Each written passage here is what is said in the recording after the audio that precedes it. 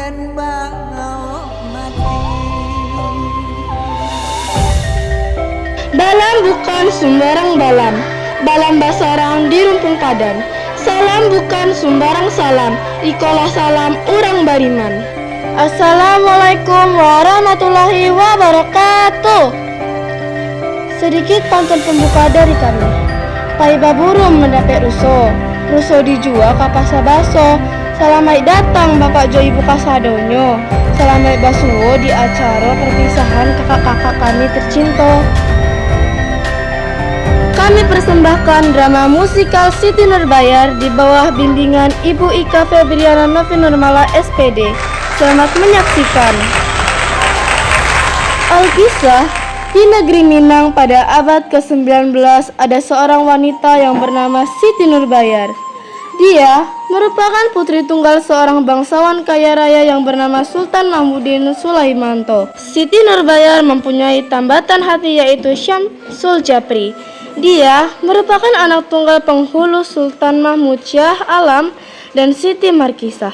Ternyata setelah tamat sekolah, Syamsul Japri ingin melanjutkan pendidikan yang lebih tinggi ke ibu kota, sehingga ia harus meninggalkan Siti Nurbayar. Syamsul Japri berniat untuk memberitahu tentang hal tersebut kepada kekasihnya. Lalu apa ya reaksi Siti dengan keputusan Syamsul Japri? Penasaran dengan kisahnya? Mau tahu aja atau mau tahu banget nih? Saksikan kisahnya berikut ini. Check it out. Mak, awak pengen main sama kawan ya? Kama Laina, jangan jauh-jauh bana. Indah kok mak, dah kek sekolah. Jangan lama-lama. Siap komandan. Syamsul pun langsung menemui Siti Nurbayar untuk memberitahu akan keberangkatannya. Udah, baa kabarnya udah. Kabar udah elok. Siti, apa bedanya kamu dengan gitar? Tak tahu dah. Kalau gitar dipetik, kalau kamu paling cantik. Pandang pertama liar nona langsung suka. Lihatlah awan itu udah. Adia bersyukur karena bisa menatap langit secerah ini bersama Uda. Betul lah dia. Udah harap Uda bisa tinggal lebih lama untuk menatap langit setiap hari seperti ini denganmu. Apa maksudnya Uda? Emangnya Uda mau pergi kemana? Begini, Uda akan merantau ke Jakarta untuk berkuliah di sana. Adik tunggu Uda yo. Uda pasti akan pulang. Jadi Uda akan pergi meninggalkan adik. Tega Uda yo. Jangan langsung bad mood gitu dong. Udah ingin mengejar impian. Ini demi masa depan kita juga. Udah berjanji kita akan bertemu lagi. Meski ini terasa sulit, tapi baiklah. Adik rela jika itu untuk kebaikan kita. Tahun berlalu, musim pun berganti dari musim duren hingga musim duku. Siti pun masih setia menunggu Syamsul Bahri. Malangnya nasib keluarga Siti karena usaha Baginda Sulaiman bangkrut. Ketika ayahnya tak sanggup membayar semua hutang, akhirnya ayahnya pun meminjam uang kepada seorang rentenir kaya berbadan kurus beristri banyak yang bernama Datuk Maninggi. Suatu hari, Datuk Maninggi bersama ajudannya ingin menagih hutang kepada Baginda Sulaiman. Tuan Sulaiman, buka pintu. Sulaiman! Keluar kau, cepatlah, baru tamu. Babara lu, awak dobrak pintunya tuan. Indah usah. Maaf Datua, masaklah dulu. Akan ambo buatkan minuman. Mana Sulaiman? Aduh, sadang di belakang. Aba, ada Datua. Maaf Datuk. Ambolun ado piti. Pisang tumbuh di tapi banda. Daunnya rimbun di hari panen. Den tagih elok-elok ke tuan. Jangan sampai Den datang jonan kareh. Mana lah bisa 3 bulan kau udah bayar utang. Capek bayar gini. Tolong berilah ambo waktu seminggu lagi. Sekarang pitihnya ulun cukup. Deh, lama saja kau Sul. Capek kau bayar atau rumah iko ambo sita. Ketika itu, Siti datang membawakan minuman dan Datuk pun terpesona pada Siti Nurbayar.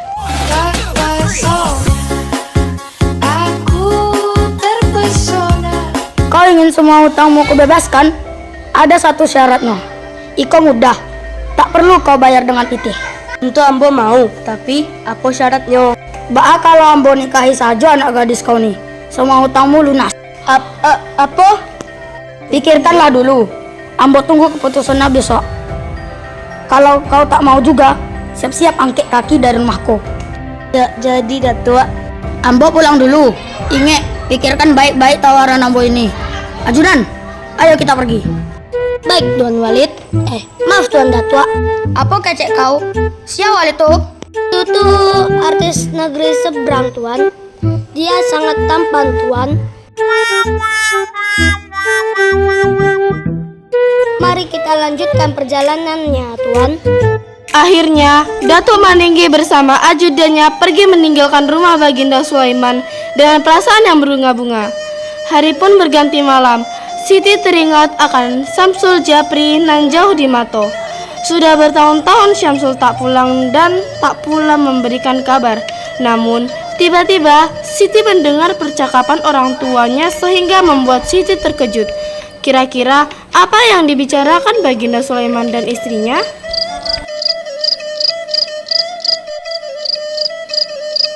Wahai suamiku, baa kok bamanuang sajo, apa nan kanda pikiakan? Sabananya, Datuk Maninggi mau saja membebaskan semua hutang kita padanya. Tapi dengan satu syarat, Siti harus mau dipersunting oleh Datuk Maninggi untuk menjadi istrinya untuk yang kesekian. Siti pastilah Nio, Datua itu orang kayonan makmur. Siti bakal jadi orang kayo kok menikah dengan Datua. Siti pasti bahagia. Yolah, kalau memang Bunda setuju, mari kita rundingan sama Siti. Di balik pintu kamarnya, Siti mendengar pembicaraan kedua orang tuanya tersebut dan membuat Siti sedih, tidak terbendung. Ia tak tahan lagi dan akhirnya menghampiri orang tuanya. Apa yang Bunda dan Abah bicarakan tadi? Ambo akan dinikahkan dengan Datuk. Ambo tidak Nio. Ambo hanya mencintai Uda Syamsul. Uda Syamsul pasti akan melamar Ambo. Ini kan demi kebaikan keluarga kita juga. Kamu mau melihat ayahmu bangkrut? Lupakanlah Syamsul, dia sudah meninggalkanmu, Siti. Tidak mungkin. Uda Syamsul sangat mencintai aku. Tolonglah menurut Siti, ringankanlah beban orang tuamu ini. Sekali ini saja, tolong menurut. Indah Nio! Kasihan sekali Siti, sudah ditinggal oleh Syamsul Japri, sekarang mau dinikahkan pula dengan pria yang tidak dicintainya. Sementara itu, di rumah Datuk Maninggi terjadi pertengkaran karena Datuk Maninggi mau kawin lagi. Istri-istrinya pun tidak setuju dan merasa jengkel akan perbuatan Datuk Maninggi. Senangnya dalam hati kalau beristri dua, oh seperti dunia ada yang punya. Heh, apa lo kata? Kawin lagi? Ngaca no, udah bau tanah masih mau kawin lagi. Istri 4 masih belum cukup juga. Tuh teh maunya apa sebenarnya? Datuk mau punya istri berapa lagi? Kayak mana bah, nasib kami dan anak-anak ini? Tenang istri-istri ambo tercinta. Sambo cik bolehlah. Kenapa mesti ditukar dengan istri? Datuk kan bisa ngasih waktu tambahan biar bisa dibayar. Karena ayahnya udah ada PT. Jadi ambo suruh ganti saja sama anaknya. Begitulah Datuk Maninggi, meskipun sudah dilarang oleh istri-istrinya, tetap saja ia berniat untuk menikahi Siti Nurbayar. Rencana Datuk Maninggi akan secepatnya menikahi Siti Nurbaya jika Sulaiman sudah membuat kesepakatan dengannya. Siti Nurbayar bingung harus berbuat apa dengan perjodohan yang dilakukan orang tuanya. Ia bingung harus bagaimana. Akhirnya, ia pergi menemui kedua sahabatnya. Siti, mengapa wajahmu tampak murung seperti itu? Iya Siti, ada apa? Mengapa kau tampak sedih? Hutang keluargaku pada Datuk Maninggi sudah menumpuk dan kami tak dapat membayarnya. Semua hutang keluargaku akan lunas jika aku mau menjadi istrinya. Aku harus bagaimana? Aku bingung. Terima sajalah tawaran Datuk Maninggi itu. Anggap saja itu bentuk baktimu pada orang tuamu. Tapi bagaimana dengan Uda Syamsul? Aku hanya mencintainya. Syamsul Japri itu sudah pergi nan jauh kemana dan belum tentu ia hendak kembali lagi ke sini menemuimu. Terus kau tega melihat orang tuamu kesusahan. Terima kasih ya, Zahroh, Jubaidah. Setelah pembicaraan Siti dengan kedua sahabatnya tersebut, Siti memutuskan untuk pulang ke rumah dan memikirkan semua saran kedua sahabatnya tersebut. Akhirnya, Siti Nurbayar pun mau menikah dengan Datuk Maninggi. Pesta pernikahan digelar dengan meriah.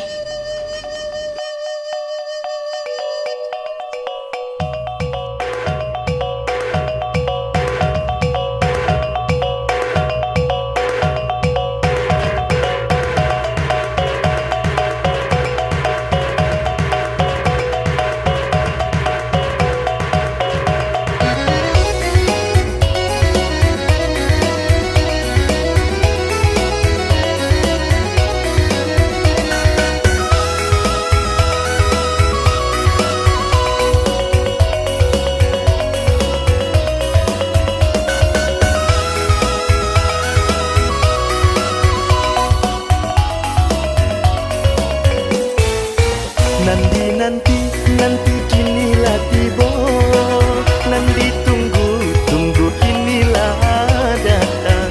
Menari-nari sirih carano, tagak marawa di alek gadang. Menari-nari sirih carano, tagak marawa di alek gadang. Cuba calia dek udah si marah pulang.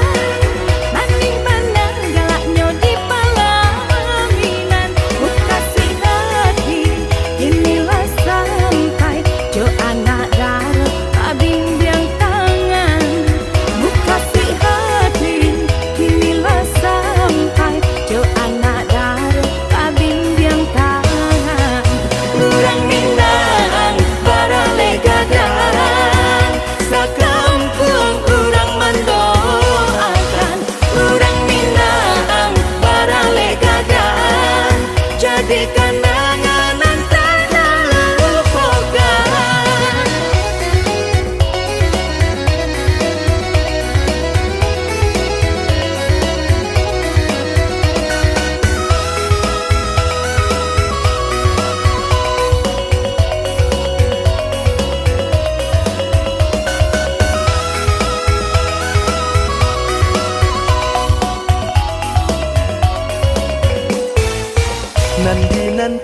Nanti kinilah tiba, nanti tunggu kinilah datang. Menari-nari sirih carano, tagak marawa di alek gadang. Menari-nari sirih carano, tagak marawa di alek gadang. Cuba calia dek udah si marah pulang. Maning mana galaknya di palaminan. Buka si hati inilah sampai jo anak darah abimbiang tangan. Buka si hati inilah sampai jo anak darah abimbiang tangan. Urang Minang barale gadang, sakampung urang mendoakan. Urang Minang barale gadang, jadi kenangan nan tak terlupakan. Urang Minang barale gadang, sakampung urang mendoakan. Urang Minang barale gadang, jadi kenangan tak terlupakan. Urang Minang barale gadang, sakampung urang mendoakan. Urang Minang barale gadang, jadi kenangan tak terlupakan. Kini adik nan ranca kame maneh ala jadi milik udah maninggi seorang. Kabar berita ini sampai ke telinga Syamsul Japri. Akhirnya, Syamsul pun memutuskan untuk pulang ke kampung dan akan menemui Siti Nurbayar. Syamsul mendatangi kediaman Datuk Maninggi untuk menemui Siti Nurbayar menanyakan kejelasan kabar tersebut.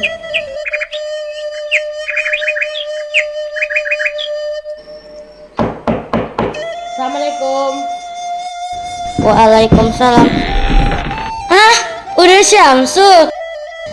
Siti, apa benar kabar yang beredar sampai udah makan tak enak, tidur tak nyenyak karena memikirkannya? Tolong jelaskan. Udah, Adia minta maaf. Adia harus mematuhi kedua orang tua Adia. Adia indak Nio jadi anak durhaka.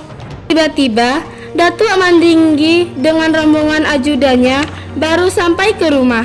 Lalu, Datuk Mandinggi langsung naik pitam. Terjadilah cekcok dan adu fisik. Siapa? Berani-beraninya ke rumahku tanpa izin. Ambo hanya ingin menemui Siti. Siti sudah menjadi istri Ambo. Tak perlu kau temui lagi. Leh, usir dia dari situ. Tuan, pergi kau dari sini. Cepat, tangkap dia. Baik, Tuan. Sini kau. Terjadilah perkelahian dan Syamsul merebut senjata dan menusukkan ke dada Datuk Maninggi.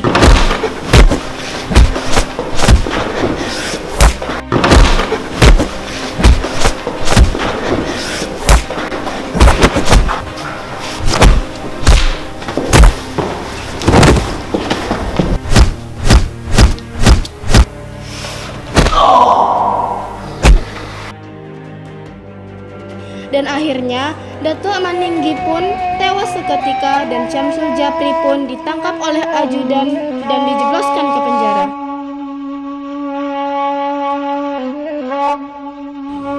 Ya Allah, udah. Ya Allah, udah.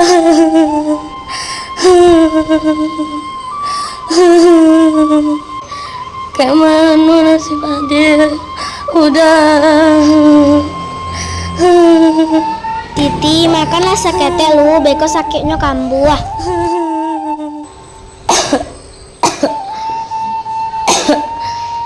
Ndak selera awak makan doh. Ndak Nio. Ia pun meratapi nasibnya dan menyimpan kesedihan berlarut-larut sehingga mengakibatkan asam lambung Siti Nurbaya kambuh. Ya ampun Siti, tolong, tolong.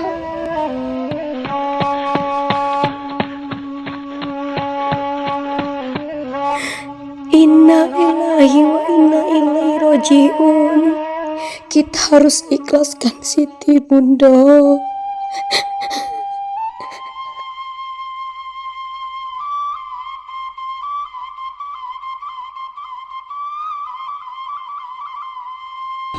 Akhirnya, Siti Nurbayar tidak bisa tertolong lagi dan Siti pun meninggal dunia. Dan dimakamkan di balik bukit. Hingga kini, makam Siti Nurbaya masih terjaga.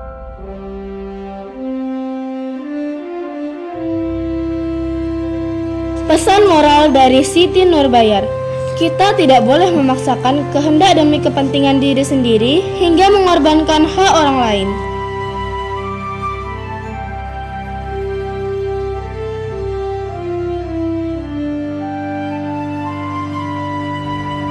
Kalau ada jarum nan patah, usah disimpan dalam peti. Kalau ada kata nan salah, usah dilaporkan ke polisi. Makan keripik di tepi sawah. Keripiknya jangan sampai jatuh. Wabillahi taufik wal hidayah. Wassalamualaikum warahmatullahi wabarakatuh.